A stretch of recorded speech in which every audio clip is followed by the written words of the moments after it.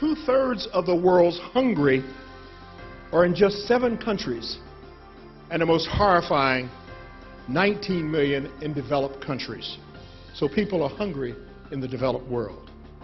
And 1/3 of childhood deaths in sub-Saharan Africa, 1/3 are caused by hunger.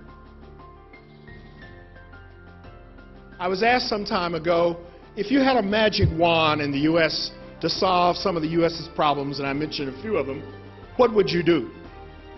And my answer is, I'd give the person a job. And you know why? Because if you have a job in this capitalistic society, you are productive. If you visit our jails and our prisons, and if you see those young black men and Hispanic men, and mostly of them are men, they have low education, they have low job skills, and they're not productive.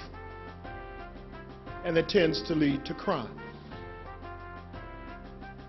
And anything about South Africa and the model of Nelson Mandela, if you think about it, after serving 27 years in prison, and if you read his book, Long Walk to Freedom, you can't help but be moved. The fact that he worked with his exit, and when he got ready to go, and de Klerk says, we're ready, and Mandela says, I'm not ready yet. Could you imagine, after 27 years, he said, I'm not ready yet. And what he was doing was mapping and planning for when he walked out of that door. Because he wanted it to be no bloodshed. He wanted to be peaceful. He says, we're not going to do to them what they did to us.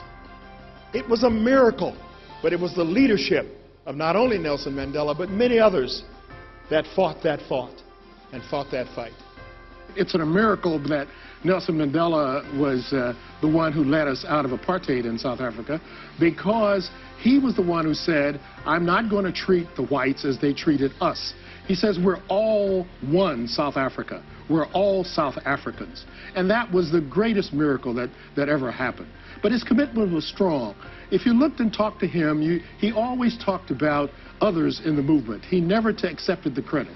Every time I was in his presence and I would say to him how much I admired him and all the great things that he did and accomplished, he says, no, it was not me. I was not alone. There were many, many others.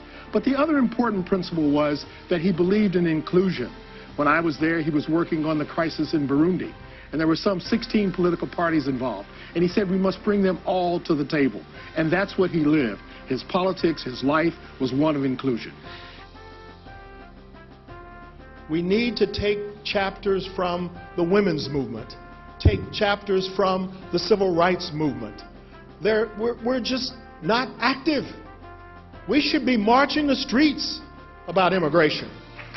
I mean, we should be out there. You know, someone told me, if you keep doing what you always did, you'll keep getting what you always got.